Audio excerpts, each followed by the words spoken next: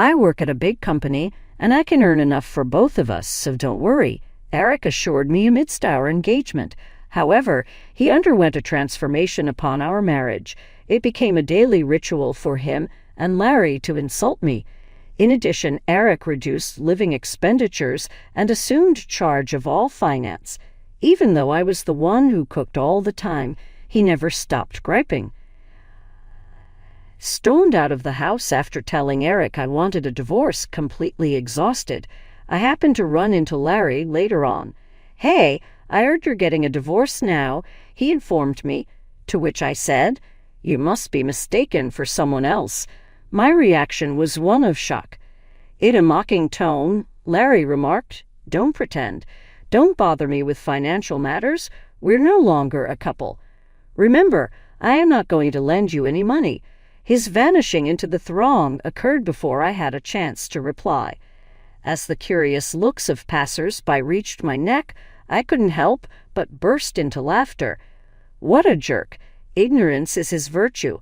I'm eagerly anticipating his reaction upon discovering the truth. I'm Michelle, and I'm a 53-year-old stay-at-home mom. We tied the knot 7 years ago. Eric appeared to be a wonderful man when we first met. When we first met at a social event, I thought he was hilarious and really approachable. In our farewell conversation, he brought up the possibility of a future meeting with just the two of us. I agreed, even though I was a little sad to be leaving.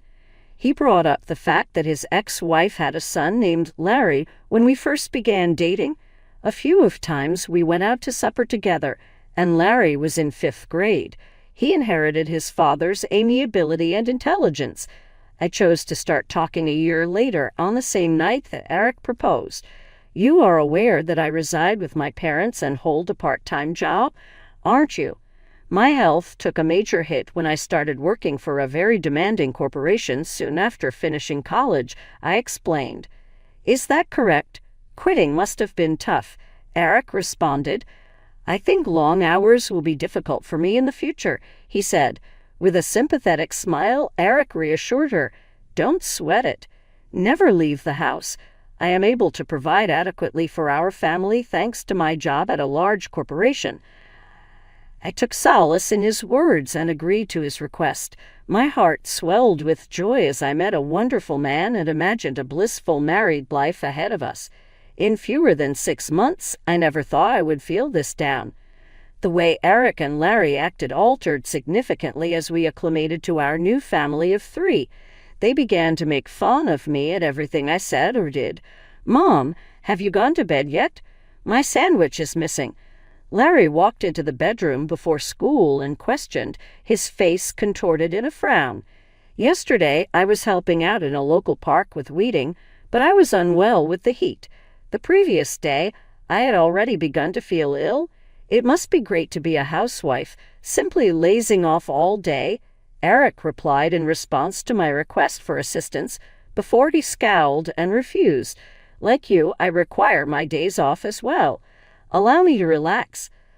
Overexerting myself the night before made it so that I was unable to rise the following morning. "Sorry, Larry," I told Larry as an apology. "I am unable to prepare a sandwich on your behalf. Here's enough cash to go to the store and purchase one. Mom, would you mind making a sandwich?" Larry begged his mother. When dealing with leftovers or frozen food, you always cut corners. Not being able to cook is a major failing on your part as a mom. The hurtful things he said moved me. With a half smile, Eric murmured, "Don't blame Mom, Larry," as he moved by in the corridor. "Since you skipped the sandwich, tonight's dinner must be fancy." "Oh, really? Okay, then I'll be anticipating it. You should have no trouble finding the time to cook supper when you're a homemaker. You haven't been slouching all day, have you? Be careful not to skimp on the cleaning." They made disrespectful remarks and laughed at my plight before they left. No way. I'd rather stay in bed and make a simple lunch. As I gazed up at the ceiling, a deep sigh escaped me. Despite his high position and pay as department leader at a large corporation, Eric is notoriously frugal. The amount he allocated for my living expenditures was absurdly meager. It's my salary, so why should my wife manage it? After we were married, Eric insisted on taking charge of the finances, and I acquiesced. As long as everything was done correctly, I didn't care who dealt with the funds. But then Eric began to frivolously waste funds. Work requires it. A company's drinking budget is a legitimate expense. He would use the phrase, "it's essential," to justify his extravagant clothing and watch purchases. Even if I only needed a little something, he would frown at me, because in his mind, a housewife doesn't need any spending money. Eric would become furious whenever I bought inexpensive snacks. No matter how much money I wanted to spend, I had to get his okay first. Every time I've gone shopping for clothes or gotten a haircut, I've thought, just one pair of jeans will do, won't it? "You're purchasing more," he would inquire. I said, "I'd like a cozy pair for the colder months." He responded, "Fine, but get them from a cheap store." Additionally, I intended to make frequent visits to the hair salon. "Can I go once every 3 months to keep my hairstyle?" I inquired. "Why are you concerned with looking good?" Eric said with a scowl, "A lengthy hairstyle requires only a trim every 7 months. Farewell, haircuts." This meant that I could only purchase inexpensive cosmetics from drugstores because the inexpensive creams were so irritating to my skin. I yearned for something more gentle, and Eric couldn't care less. The money Eric gave for living expenses was very low, about 1/3 of what most people spend. With this small budget, it was hard to maintain a balanced diet. When I complained, Eric responded smugly. On the TV show about saving money, they lived on this amount. They had a farmer relative who gave them vegetables and bread. I told him, "That's not possible with these high prices." He replied, "That's your job to manage." What really hurt me was how Eric acted when it came to sending a wreath for my dad's funeral. When Dad, who had been sick, passed away, and it was time to send a wreath, Eric frowned and said, "We don't need to send a wreath for the funeral, right? Only the main mourner needs to send one. Use your savings. It's not my problem." As I prepared for the funeral with tears in my eyes, his lack of care made me angry. I said, "I never planned to ask you for it, so don't worry." He replied, "Good, but Larry and I really have to go. It'll ruin our long weekend, right?" "Dad," Larry added, "I wanted to play a new game." Although they complained, I didn't doubt they would come. However, Eric and Larry arrived late to the funeral, barely greeted my mom and relatives, and left quickly. My mom, who was very tired, didn't have the energy to get upset, but my relatives were furious. "What's going on, Eric? Your wife's father died, and you're acting so cold. Larry, you've received so many gifts and allowances from Michelle's dad," they said. While I apologized to my relatives, I felt my love for Eric and Larry quickly fading. Eric, always in his stylish suits with a charming presence, and Larry, attending a prestigious university and seen as a handsome father and son by the neighbors, only insulted me at home. They wouldn't come straight home after work or school. Instead, they wandered around and came back with the smell of lipstick and perfume. Despite doing whatever they wanted, they treated me like a maid, demanding a fancy meal with the little money I had for food. When I served dishes with chicken or pork, both Eric and Larry would glare at me with disdain and insult me. "Don't you want to serve your husband good food after he comes home from work? If I get sick from eating this bad food, how will you take responsibility? Are you even a mom?" they would say. I could make delicious meals, even with chicken or pork. They disliked vegetables and fish, but eating such a picky diet will make you sick, Eric would reply. "I'd eat if it were high quality. Don't complain when you can't satisfy us. I don't need advice from someone as weak as you," they used to say while eating and complaining. But lately they just left the food untouched.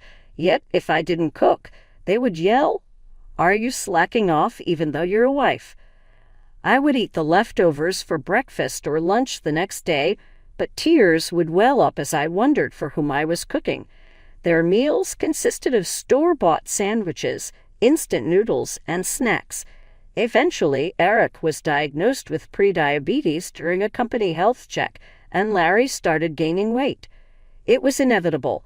Then they lashed out at me, saying, "What kind of wife makes her husband and child sick? We don't need a useless person like you. We're getting a divorce." "I'll leave," I said. They were surprised when I agreed easily. "Are you sure you're unemployed? You've been living off me. How will you survive now?" Eric asked. "Don't worry about me. I'll send the divorce papers for you to sign later. Please leave my stuff until the movers come to pick it up," I replied. "Nobody's going to take your stuff," Eric sneered. "You'll definitely regret divorcing a high-earning, handsome guy like me, a kind husband who let you be a housewife with 3 meals and naps. There's no one else like that in the world, right?" "That's right. You've been living in luxury on Dad's money till now. You'll struggle from here on," Larry added as I packed my clothes into a suitcase. Eric and Larry kept talking behind me. Honestly, I envied Eric's ability to overestimate himself so much. When we were dating, I saw this part of him as confident and shining. "You'll just go back to your parents, right? Say hi to your retired mom for me. You two will be heading straight to poverty," Eric said. Larry laughed at his father's prediction. "They'll end up on welfare soon. They already reek of poverty, but with Grandma, it'll be the ultimate." The funeral the other day was nothing special. It smelled like poverty. I thought so too, like a poor family's funeral. "I want a fancy one," Larry agreed. "But for Dad, who works at a big company, and me attending a prestigious university, poverty is a different world." Their endless comments made me really angry, but I knew it was pointless to argue, so I just let it go. After I went back home and explained everything to Mom, she said in a low voice, "At the funeral, seeing Eric and Larry, I felt something was wrong, but I thought it's not good to interfere too much in my daughter's household, so I kept quiet. I was too busy taking care of Dad. I'm sorry for barging in like that." "It's okay. I've been lonely without you. Why don't you stay here?" I replied. "Thanks, but once I get my job on track, I plan to move to an apartment," I said. Mom's concern was comforting, but I knew living with her might make me too dependent. Living nearby and visiting sometimes seemed like the right balance. Yes, Eric and Larry mocked me for being unemployed, but actually I had been working from home. It all started with the budget recipes I posted on my blog. After getting many positive comments, I bravely launched a cooking site and shared my recipes, which quickly gained readers and internet fame. Soon after, an editor from a major publisher approached me, and now I'm getting ready to publish a cookbook. Because of this, I didn't have time to think much about the divorce, and the days flew by. One day, my phone rang insistently. I stopped stirring the ingredients in the pan and answered. "Hello," I said. "Hey, what's this about a clause for the divorce trial?" Eric asked. I sighed, knowing it was about that. "You and Larry insulted me all the time," I said. "Oh, I thought, never mind," Eric said with relief in his voice. "I didn't cheat or anything. Did you record me and Larry? Your memory alone won't work. I've noted everything in my diary. Try to claim otherwise if you can," I replied. Eric scoffed. "Really? Poor people and their obsession with money. You're so stingy. If you think you can get a deposit for the divorce trial, go ahead." After his outburst, Eric hung up. I finished cooking and then visited a detective agency to investigate Eric's background. Soon his affair with a coworker was uncovered. The day after, I sent photos of the two of them together and the investigation report to his company. Eric contacted me again. "You spreading this at work is low. The angry manager reported it to the higher-ups, and now I'm in trouble," he said. "I'm fired." "Oh, she was the manager's daughter, wasn't she? It's your fault for cheating, knowing they're strict about such things," I said, laughing. "But you should be fine, right? With all the saving you did, you must have plenty of money. Aren't you and Larry living comfortably?"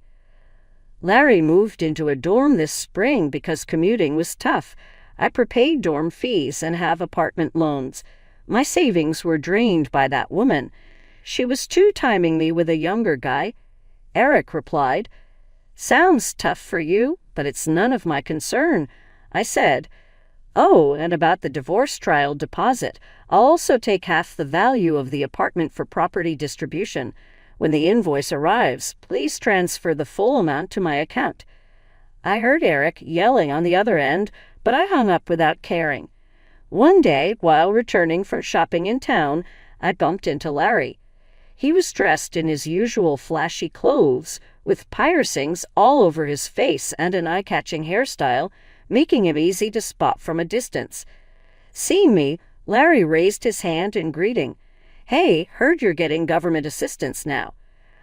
I looked puzzled. "Huh, who are you mistaking me for?" "Don't pretend," Larry said, smirking. "It's obvious where an unemployed old lady like you would end up.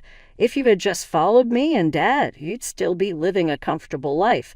It's pathetic." Feeling really angry, I couldn't help but reply, "Getting government help is a citizen's right. Any one of us could need it someday due to illness or an accident. It's wrong to look down on that." Yeah, so you're saying you're getting it too," Larry said, smirking and pointing his finger at me. "Listen, you and I are estranged. Don't come crying to me for money. Remember that." As I opened my mouth to reply, he turned his back and disappeared into the crowd. I lowered my head, conscious of the stares of passers-by. Shaking my shoulders, I couldn't help but laugh. It was just too ridiculous. Poor thing, he knows nothing. I can't wait to see his reaction when he finds out the truth. A few days later, I woke up to find an unbelievable number of missed calls from Larry. Reluctantly, I called back. Larry shouted furiously, "You deceived me, old woman." "What are you talking about?" I asked. "I've heard from a cousin you got 3 high-rise apartments from Grandpa's inheritance and are living a carefree life. Hiding that and getting a divorce is cowardly," he said. "That's my personal asset. Why should I share it?" I replied, "I didn't have to tell you or Eric. It's joint property. You should have done a distribution of property with Dad during the divorce. Unfortunately, it became mine after the divorce procedures, so I can't give it to Eric officially. I knew from Dad's will that it would be mine, but I delayed the process until after the divorce because I didn't want to share it with Eric." Larry shouted in frustration, "A rich woman like you getting government help. I'll report you to the authorities right now." "Feel free," I replied. "It's not me, but Eric who is receiving it." Larry fell silent. "What?" I explained as if talking to a child. "What I told you last time. It's not me. Honestly, even without the inheritance, I can live well. I have income from my cooking website and book sales, which I started secretly. But Eric, after spending all his money on his affair, has lots of bills piling up and is borrowing heavily. When his affair was discovered and he was fired, his income stopped. Are you listening? Dad's on government assistance now," I said, pulling the phone away from my ear as Larry screamed. I waited for him to calm down before continuing. "You really didn't know anything. He's too proud to tell his son. According to relatives, he asked for money. He's behind on his apartment rent and facing eviction, staying at home all day in an old apartment. If you're worried, why don't you contact him?" There was silence on the other end for a while. Then Larry said resentfully, "You're cold-hearted. After all Dad did for you, you have no intention of repaying him? If you have money, you should give some to Dad." "Why should I?" I said. "Since our marriage, it's been nothing but unpleasant memories. I don't feel like I owe him anything." I stated coldly, "If you're so concerned, why don't you, his son, lend him money? You're working part-time after all." "I don't have savings. The part-time pay goes to hanging out with friends and stuff," Larry said, suddenly evasive. I smirked. "You've been living quite lavishly for a student. Borrowing money to hang out at clubs is not a good idea." "How do you know that?" he asked. "The other day in town I saw you from across the street. After we parted, you met up with a girl at a club and went into a brand store arm in arm. Also, a club membership card was left at the house. Using my credit card for shopping without my permission is out of the question." Larry stammered, "That's unfair. You got high-rise apartments from Grandpa. Why don't I or Dad get a share? This is discrimination." Yeah. The credit card bill will be sent soon. Make sure you pay it before it's due," I replied. Before I could finish, the call was disconnected. I sighed and ended the call. Just when I thought it was all over, a few months later, Eric and Larry showed up at my parents' house without any notice. The doorbell rang nonstop, and when I answered, there they were expecting. They came to ask for money. I let them in to avoid causing a scene in the neighborhood. Eric and Larry, who used to look so stylish, now appeared completely different, wearing wrinkled shirts and dirty pants, with lifeless and gaunt eyes. Yet they still had the energy to be sarcastic as they walked into the living room.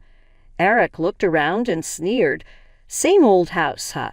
Why not sell one of those high-rise apartments and rebuild this place?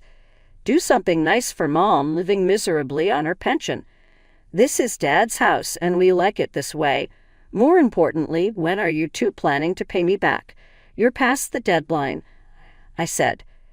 Eric, lifting his chin arrogantly, replied, "Michelle, I'll forgive you now, so let's remarry. You started a cooking site, right? If you manage the household perfectly, I'll even let you work. So come back. Such a generous dad, forgiving the wife who abandoned her husband and child. So, Mom, why not live with Dad again? Living with just two women must be insecure." Stunned, I was speechless. After a moment, intense anger welled up inside me. "Don't joke with me. How much more do you plan to ridicule and fool me?" I shouted at the astonished Eric and Larry. After treating me like nothing more than a housekeeper, insulting me, not providing proper living expenses, and then kicking me out, now you want me back just because you found out I inherited high-rise apartments. No way. What? You're going to abandon us? Rich people really are stingy, knowing we're struggling with money and still demanding pay. You're heartless. You were poor yourself until recently. Don't get cocky, Eric retorted. In the middle of the argument, Mom returned from shopping. Eric and Larry immediately started buttering her up. "Please lend us some money. We'll probably pay it back. Besides, isn't it unfair that only Michelle gets Grandpa's inheritance? Give me one of the high-rise apartments, too." "Hi, Grandma. Long time no see. How have you been?" "Grandma, please persuade Mom to remarry Dad. He doesn't want to break up, but Mom is being stubborn."